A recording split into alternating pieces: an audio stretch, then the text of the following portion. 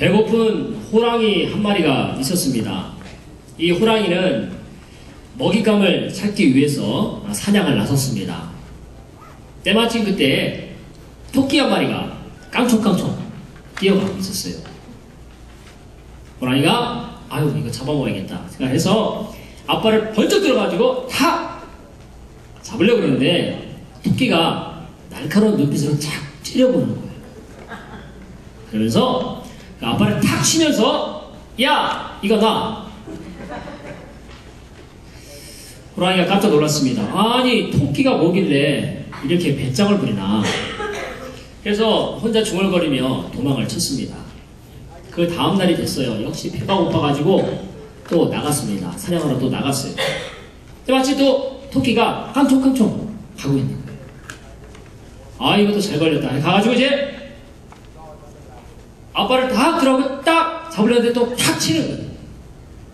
그래서 토끼가 야 내가 어제 그 토끼야 그러는 거예요. 아유 아무래도 이 토끼는 안 되겠다 생각이 들었습니다. 그래서 어차피 이 토끼는 안 되니까 다른 데 가봐야겠다.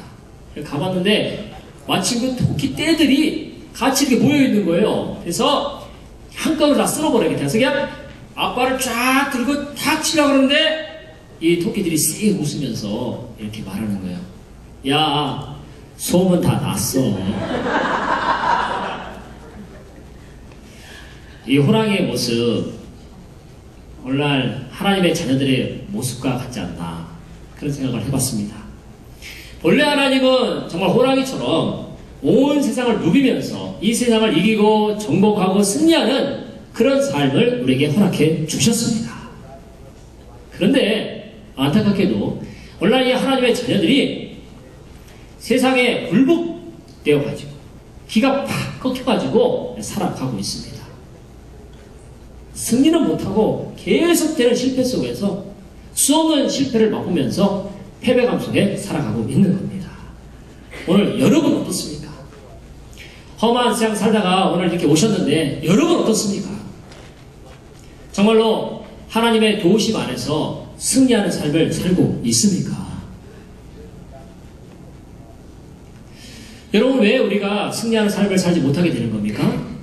한마디로 말해서 하나님의 도우심을 받지 못하기 때문입니다. 도우시는 하나님, 이 하나님을 날마다 만나면서 살아야 되는데 그러지 못하기 때문이에요. 하나님이 도우시면 우리가 승리할 수 있는 줄로 믿습니다.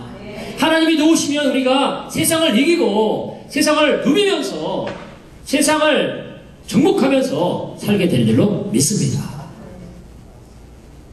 오늘 본문의 말씀 보게 되면 이스라엘 백성들이 그 당시에 깊은 그 패배감 속에 살아가고 있었습니다.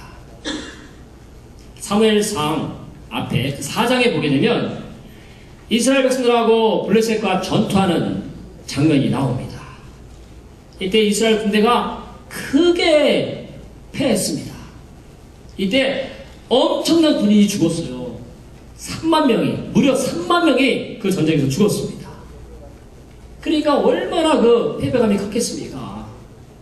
그뿐이 아니라 성소에 모셔뒀던 하나님의 언약궤 이거를 블레셋 사람들에게 빼앗겼습니다.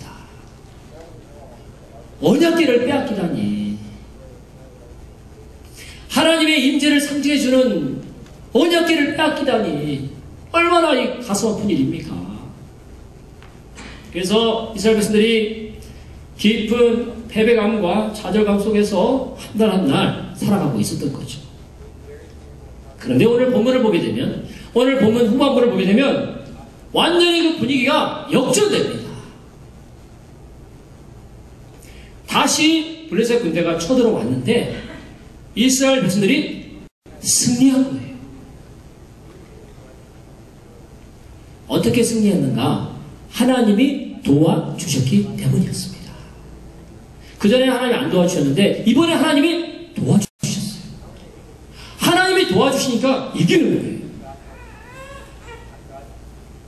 이스라엘 백성들은 그들에게 승리를 주신 이 하나님을 기념하고 싶어서 큰 돌 하나를 준비해서 거기다 기념성으로 세우게 됩니다.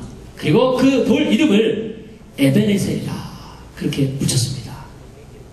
에베네셀, 이 말은 도움의 돌, 이런 뜻입니다. 이때 이들이 만난 하나님은 에벤에셀의 하나님이었습니다.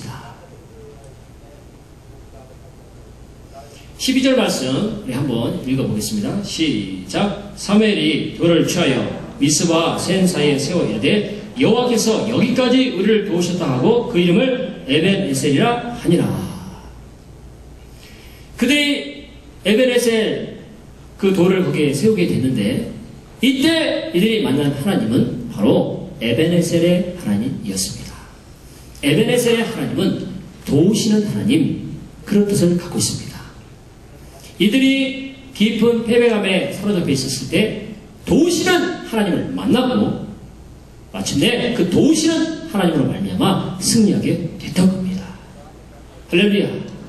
오늘 우리가 승리하기 원한다면, 오늘 우리가 성공적인 삶을 살기 원한다면, 오늘 우리가 이 세상을 이기며 살기를 원한다면 어떻게 해야 될 것인가? 우리도 이 도우시는 하나님, 에베네셀의 하나님을 만나야 될 줄로 믿습니다. 그럼 어떻게 하면 우리가 이 도우시는 하나님을, 우리 순간순간 도우시는 하나님을 만날 수 있습니까? 우리가 하나님께 도움을 받으려면 세 가지 조건을 갖추고 있어야 됩니다. 오늘 성경은 승리할 수 있는 세 가지 조건을 말씀하고 있습니다. 오늘 우리가 승리하기 원한다면 마찬가지로 이 세 가지 조건을 갖추고 있어야 돼요. 그럴 때 우리는 승리할 수 있습니다. 그러면 세 가지 조건이 무엇인가 살펴보겠습니다. 첫째는 오직 하나님만 섬겨야 한다는 겁니다.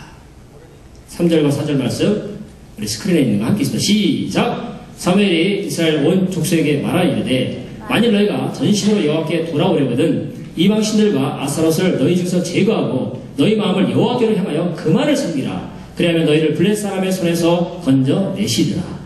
이에 이스라엘 자손이 바알들과 아스타롯을 제거하고 여호와만 섬기니라.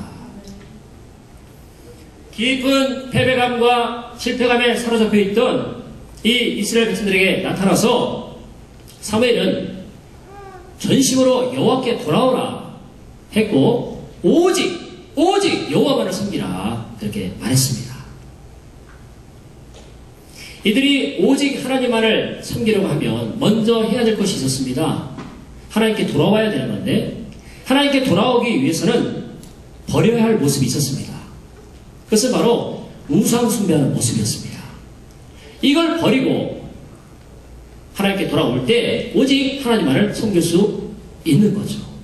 그래서 전심으로 여호와께 돌아오려고 한다면 우상들을 다 버리고 하나님께 돌아와라. 그리고 여호와만을 섬기라. 이렇게 말을 했던 겁니다.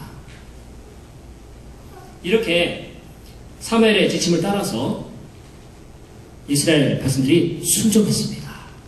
정말로 바알들과 아스타롯 그 신들을 다 버렸어요. 완전히 제거했습니다. 그리고 하나님께로 돌아갔습니다. 그리고 하나님만을 섬겼습니다.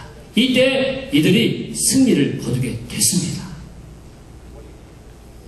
오늘 우리도 주님 안에서 버릴 걸 버려야 됩니다. 오늘 우리에게 있는 우상을 다 버려야 됩니다. 오늘날 우리에게 있는 우상이 뭡니까? 이스라엘 백성들뿐만 아니라 우리에게도 우상이 있죠? 우리에게 있는 우상이 뭡니까?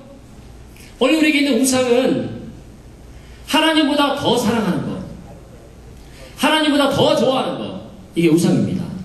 그것이 돈이 될 수도 있고 세상 성공이 될 수도 있고 세상 쾌락이 될 수도 있습니다.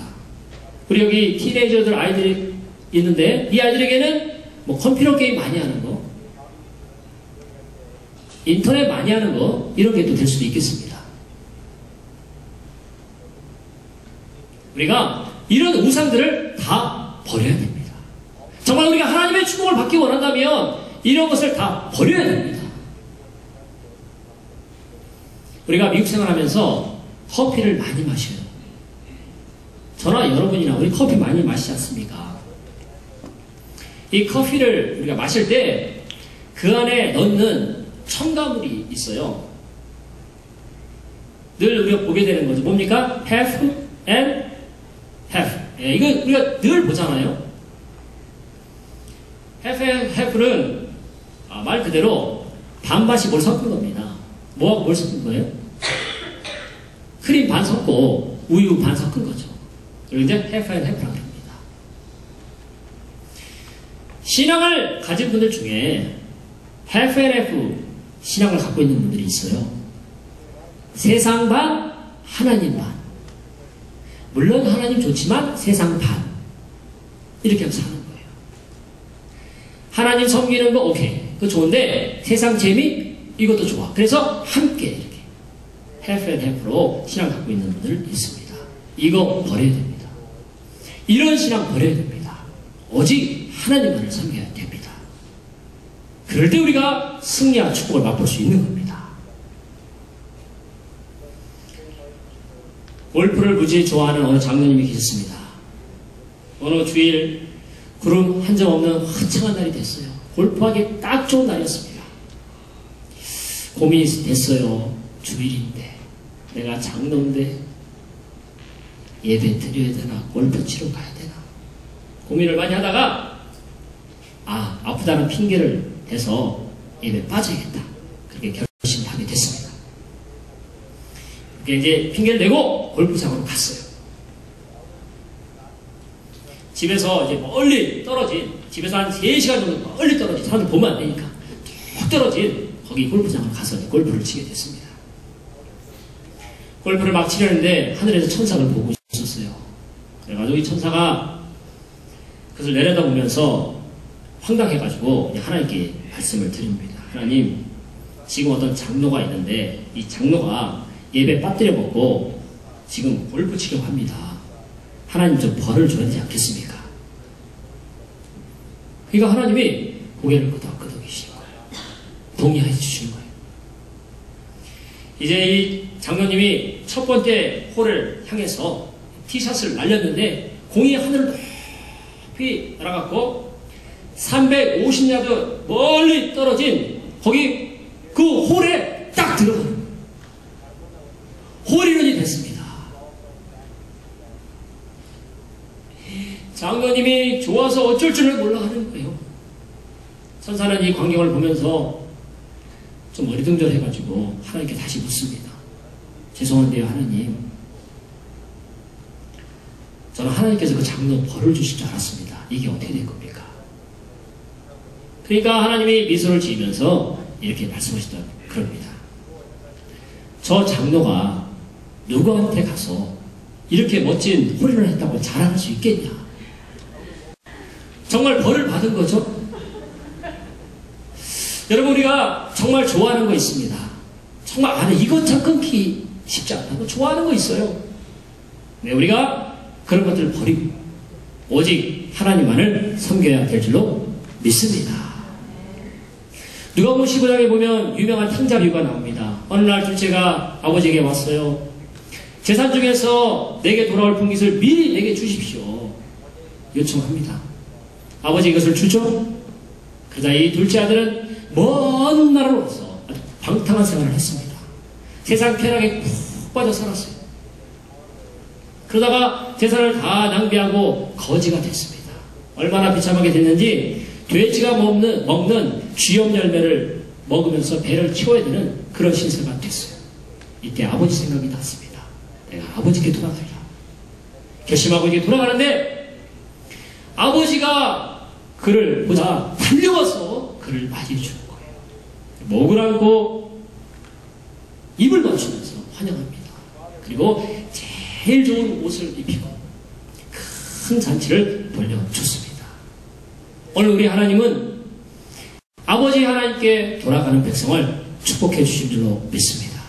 세상 쾌락에 빠졌던 삶을 던져버리고 다시 아버지 품으로 달려가는 우리 인생을 맞으시고 축복해 주신 줄로 믿습니다.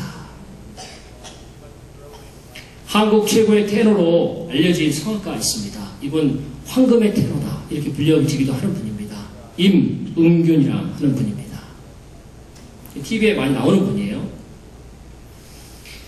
그분은 대학교 4학년 때 아버지가 사업에 실패하게 됐습니다.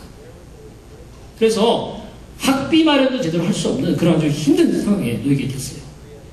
이때 이 임은규 씨가 중요한 결정을 하나 내리게 됩니다.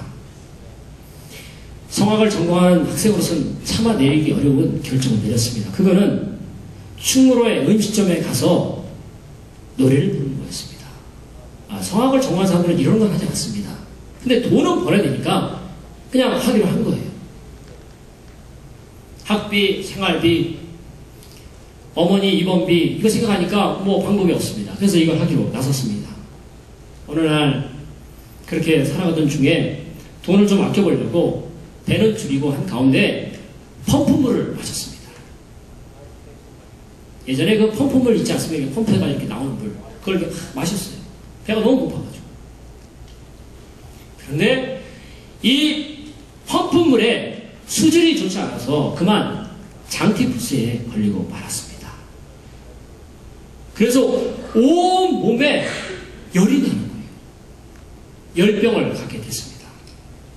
너무너무 힘든 나라를 보내다가 결국에 병원에 입원하게 됐습니다. 문제는 뭐였겠습니까? 문제는 병원비죠. 병원비는 쌓여가고 갚을 돈은 없고 참 난감하게 됐습니다. 그래서 백과사전을 팔아가지고 입원비를 충당하고 병이 아직 안 나왔는데 그냥 퇴원해버렸습니다. 그런데 다시 또 이 열병이 도지는 거예요. 이 열병이 너무너무 심해지는 거예요. 결국에 다시 입원할 수밖에 없었습니다. 아무리 노력하고 치료받아도 이 열병은 떨어질 기미가 보이지 않는 거예요. 39도. 계속 이 39도의 열이 이어지고 있었습니다. 입원비는 불어가고 병은 안 낫고 너무 힘겨운 생활을 하다가 마침 그때 내가 이제는 그동안 피해왔던 그분에게 돌아가야겠구나 하는 생각이 들었습니다. 그래서 그는 무릎을 꿇고 이렇게 중얼거렸습니다. 하나님, 한 번만 살려주십시오. 내가 이제 당신에게 돌아가겠습니다. 그리고 밤새도록 기도하고 잤습니다. 그런데 그 다음날 36.5도 정확한 정상 온도로 딱 회복된 거예요. 치료됐습니다. 할렐루야. 그날 그 임은균 씨는 이제 내 삶을 하나님께 바쳐야겠다. 그렇게 결심하고 하나님께 기도를 드렸습니다. 그때부터 하나님이 이분을 축복하십니다. 어려운 가운데 유학을 갔습니다. 이태리 유학을 갔는데 매달 한 80불 되는 돈을 가지고 한 달을 버텨야 되는 그런 상황에 놓였습니다. 그런데 하나님이 채워주시고 축복해주시고 그래서 유학생활을 성공적으로 잘 마쳤고 지금은 한국예술종합대학 교수로 활동하고 계십니다. 하나님이 높이시고 세우시고 축복해 주시고 할렐루야. 우리가 하나님께로 돌아갈 때 세상에 푹 빠져 살던 우리가 다시 회개하고 하나님께 돌아갈 때 하나님이 우리의 삶을 축복하실 줄로 믿습니다. 오늘 우리가 하나님께로 돌아가 하나님의 축복을 마음껏 누릴 수 있기를 간절히 바랍니다. 또 한 가지 조건을 살펴보겠습니다. 우리가 하나님 도움받는 인생, 에베네셀의 하나님을 만나는 인생이 되려면 어떻게 해야 되겠는가? 두 번째는 깊이 회개해야 합니다. 5절과 6절 말씀 다시 한번 읽겠습니다. 시작. 사무엘이 이르되 온 이스라엘은 미스바로 모이라. 내가 너희를 위하여 여호와께 기도하리라 하매 그들이 미스바에 모여 불을 길어 여호와 앞에 붓고 그날 종일 금식하고 거기에서 이르되 우리가 여호와께 범죄하였나이다 하니라. 사무엘이 미스바에서 이스라엘 자손을 다스리니라. 사무엘은 이스라엘 백성들에게 미스바로 다 모이라 했습니다. 미스바는 큰 광장이에요. 그 큰 광장에 모이라고 했습니다. 왜 모인 거예요? 하나님 앞에서 새로워지기 위해서, 회개하기 위해서 모였던 겁니다.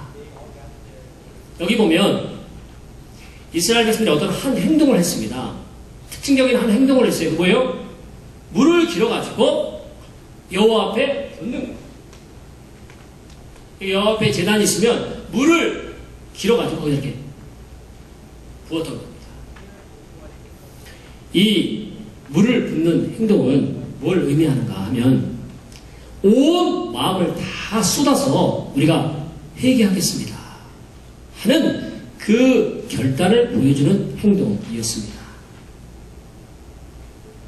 그렇게 한 다음에 이스라엘 백성들은 어떻게 했는가? 정말로 실천을 했어요. 하루 종일 금식했습니다.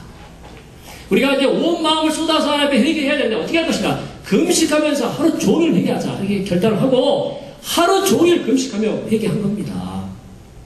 이렇게 회개하며 나아갔으니 얼마나 그 회개가 간절하고 진실했겠습니까? 그들이 이렇게 회개하면서 뭐라고 고백합니까? 우리가 여호와께 범죄하였나이다. 오늘 우리가 여호와께 범죄하였나이다. 그렇게 고백하며 하루 종일 금식하며 하나님 앞에 기도를 했습니다. 아마도 발견되는 수많은 죄악들이 있었을 거예요.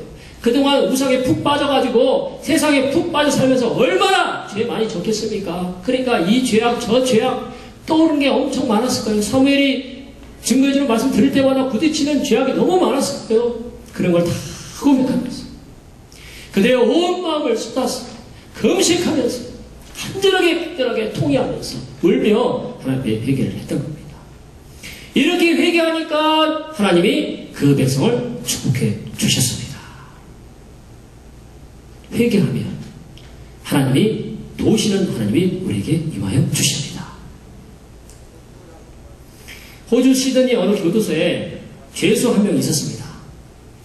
그 죄수의 간절한 꿈이 있다면 감옥을 탈출하는 것입니다. 어떻게 하면 탈출할 수 있을까? 고민하는데 어느 날 빵 배달차가 이렇게 지나가는 것을 보게 됐습니다. 근데 이 빵 배달차가 항상 일정한 시간에 왔다 갔다 그 시간에 왔다 가고 그러는 거예요. 그래서 어느 하루는 이제 그 소홀한 틈을 노려가지고 그 차 안에 싹 숨어들었습니다. 딱 들어가니까 산소가 부족해가지고 너무너무 가슴이 조용하고 답답한 거예요. 되게 그렇죠. 그런데 들어가면 컨테이너 같은데 막 그런 다 그렇지 않습니까? 들어가니까 숨이 막혀오는 거예요. 그래서 막 죽을 것 같은 고통을 참아내면서 중얼거렸습니다. 이제 모자란 나는 자유의 몸이 됐다. 참아야지. 이윽고 자동차가 멈췄습니다. 주위를 살핀 후에 차에서 이제 내렸어요. 그러면서 소리를 쳤습니다. 이제 나는 자유다! 소리를 쳤습니다. 그런데 배달차가 도착한 곳은 가까운 곳에 있는 교도소 군의 식당이었습니다. 그토록 자유를 갈망하면서 탈출하려고 했는데 또 다른 감옥에 도착한 거예요. 다시 교도관에게 붙잡혀서 감옥에 들어가게 됐습니다. 여러분, 우리 인생에 죄 문제가 해결되지 않으면 우리 인생은 이 감옥 같다 저 감옥 같다 하는 인생이 됩니다. 죄의 감옥에서 다 풀려나서 하나님 앞에 자유를 누리고 하나님이 얘기하신 축복을 누려야 되는데 오늘 우리가 죄의 문제를 해결하지 않으면 우리는 계속해서 죄의 감옥에 갇힌 인생이 되고 마는 거예요. 우리가 축복받기 원한다면 죄의 문제를 해결해야 됩니다. 이사야서 59장 1절 2절의 말씀에 함께 읽겠습니다. 시작. 여호와의 손이 짧아 구원하지 못하심도 아니요 귀가 둔하여 듣지 못하심도 아니라 오직 너희 죄악이 너희와 너희 하나님 사이를 갈라 놓았고 너희 죄가 그의 얼굴을 가리워서 너에게 듣지 않으시게 함이니라. 이스라엘 백성들에게 하신 말씀입니다. 하나님이 손이 짧아서 구원하지 못하는 것도 아니고 하나님이 능력이 없어서 구원하지 못하는 것이 아니라는 거죠. 뭐가 문제라는 거예요? 죄가, 그 죄악이 하나님과 이스라엘 백성들 사이를 갈라놓았던 거예요. 하나님이 계시고 이스라엘 백성들이 있으면 이게 연결돼야 되는데 이 죄 때문에 이게 갈라져 버린 거예요. 그래서 뭐예요? 구원의 은혜를 경험하지 못하고 있었던 겁니다. 오늘 우리도 그렇습니다. 오늘 우리가 하나님 앞에 해결되지 않은 죄를 회개하고 그 문제 해결하지 않으면 오늘 우리는 하나님과 우리 사이가 갈라진 인생이 됩니다. 기도해도 응답 없고 아무리 노력해도 안 되는 거예요.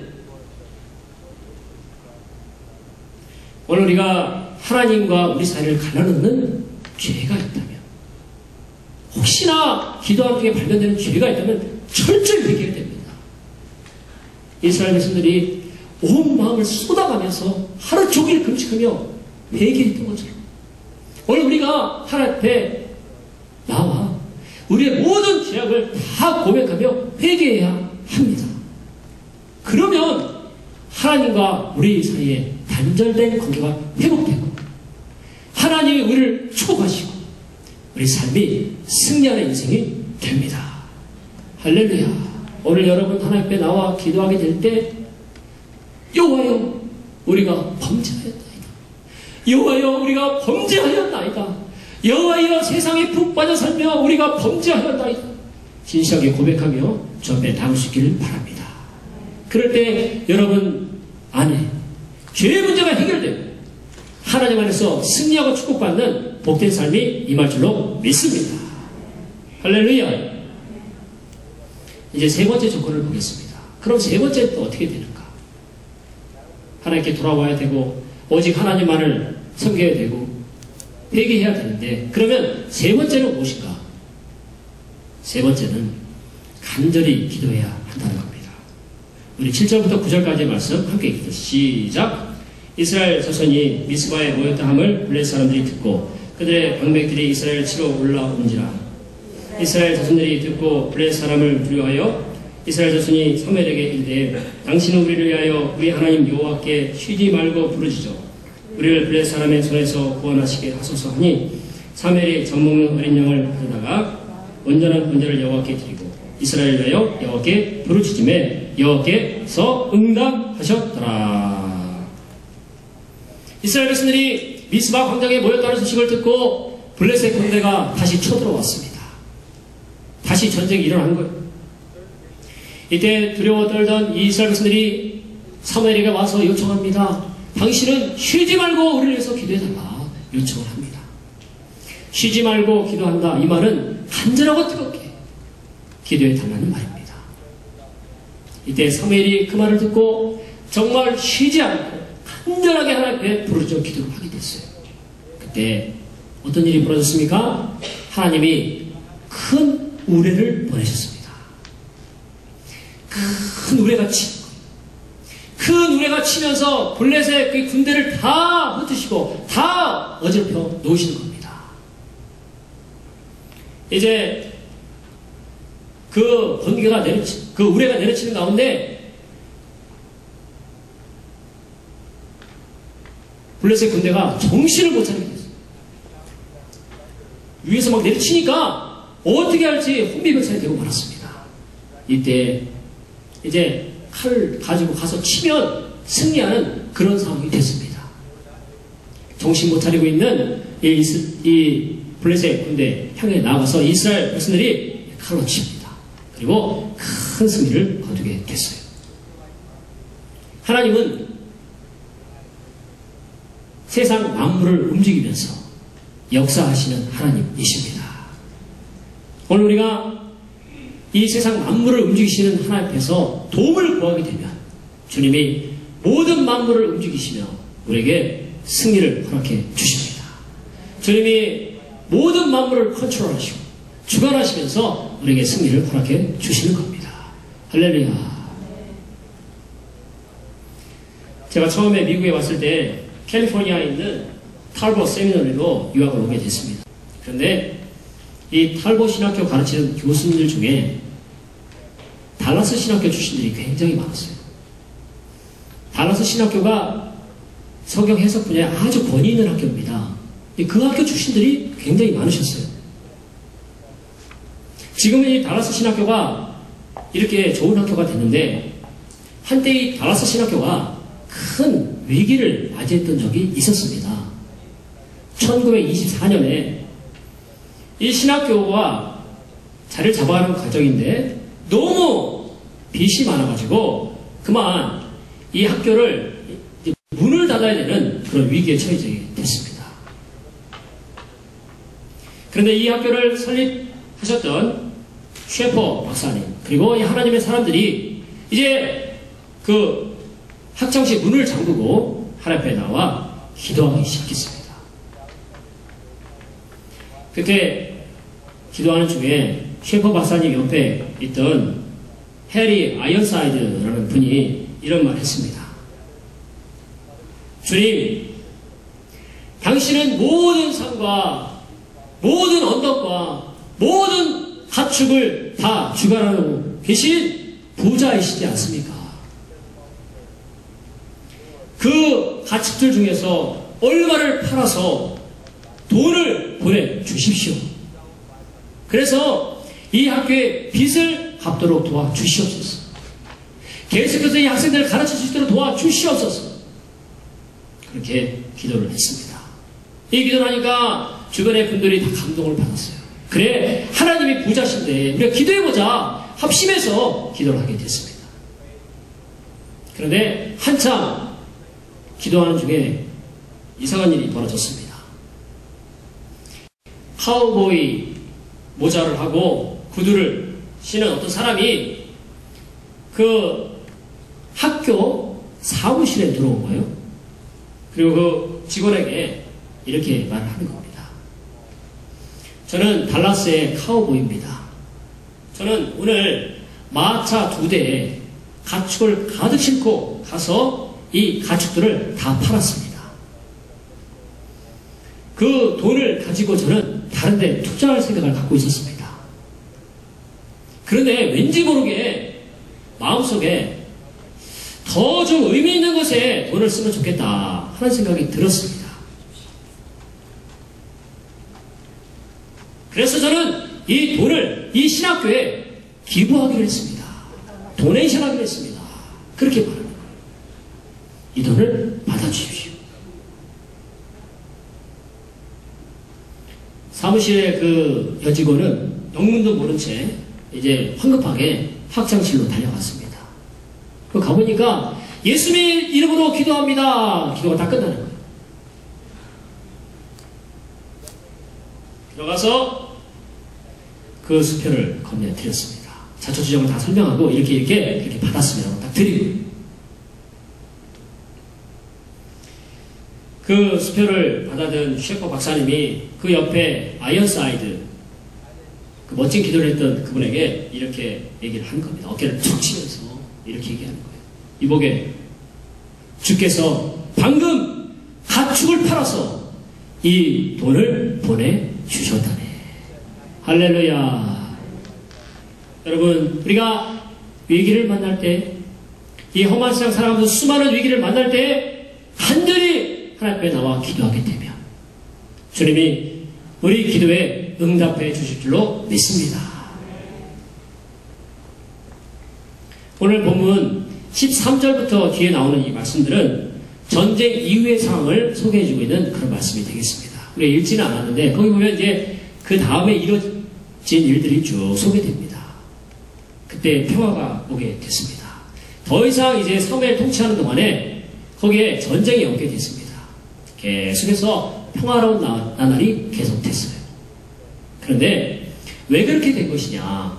하나님이 도우셨기 때문에 그렇게 됐다는 거죠. 흥미로운 것은 이 13절을 보게 될 때 도우시는 하나님이 어떤 특징적인 한 모습으로 등장합니다. 그는 능력의 손으로 도우시는 하나님의 모습입니다. 13절과 함께 읽습니다. 시작! 이에 블레셋 사람들이 굴복하여 다시는 이스라엘 지역 안에 들어오지 못하였으며 여호와의 손이 사무엘이 사는 날 동안에 블레셋 사람을 막으시매. 여기 특징적인 한 장면이 나옵니다. 한 표현이 나옵니다. 뭐예요? 여호와의 손, 이런 표현이 나옵니다. 여호와의 손이 도우신다. 하나님이 그들을 도와주시는데 뭘 돕냐? 여호와의 손으로 도우신다 하는 겁니다. 성경을 보면 여호와의 손, 이 표현 많이 나와요. 하나님이 능력의 손길로 도우실 때 여호와의 손 표현 나오고, 하나님이 사랑으로 돌보실 때 여호와의 손 나오고, 하나님이 다 챙기면서 돌보실 때 여호와의 손 이 표현이 나옵니다. 하나님이 여호와의 손으로 이스라엘 백성을 도와주셨던 거예요. 오늘 주일학교 수업 시간에 있었던 일입니다. 그날 공부할 주제는 우리를 도우시는 하나님이었습니다. 선생님은 먼저 준비한 말씀을 잘 전했어요. 그리고 도우시는 하나님을 표현하는 그림 그리기 시간을 갖게 됐습니다. 애들이 다 그림을 그렸어요. 도우시는 하나님을 표현하는 그림을 다 그리게 됐습니다. 그때 한 아이의 그림 보니까 너무 잘 그리고 너무 멋진 그림이었습니다. 선생님이 가서 야, 정말 멋진 그림이구나. 이게 뭘 의미하는 그림이냐, 그렇게 물어봤어요. 그러니까 아이가 대답하기를, 이건요 선생님, 하나님의 손이에요. 그렇게 얘기하는 거예요. 선생님이 또 얘기합니다. 근데 좀 이상하구나. 잘 그렸는데 좀 이상하구나. 아니, 하나님의 손이 왜 이렇게 길지? 하나님의 손은 그래 너무 길게 그리는 거예요. 쫙 이렇게. 그러니까 이 아이가 미소를 지으면서 이렇게 대답했다는 거죠. 선생님, 간단해요. 이 세상 구석구석을 다 돌보시려면 하나님의 손이 좀 길어야 돼요. 그래서 길게 그렸습니다. 이렇게 얘기했다는 거예요. 여러분, 세상 구석구석 돌보시는 하나님의 손이 우리 가운데 함께 하고 계신 줄로 믿습니다. 우리를 도우시는 하나님, 정말로 세상 구석구석을 살피면서 섬세하게 그 손길로 도와주십니다. 우리가 주님 의지하여 살아가게 될 때 이 도우시는 하나님, 그 손길을 펴서 도우시는 하나님의 은혜가 함께 할 수 있기를 간절히 바랍니다. 여러분, 우리가 주님 안에서 어떻게 행복을 맛보고 어떻게 축복을 맛볼 수 있습니까? 세 가지 말씀드렸어요. 첫째는 하나님 앞에 나와 전심으로 돌아오며 오직 하나님만을 섬기는 자세가 있어야 됩니다. 둘째는 뭐예요? 깊이 회개해야 됩니다. 셋째는 뭡니까? 간절히 부르짖어 기도해야 됩니다.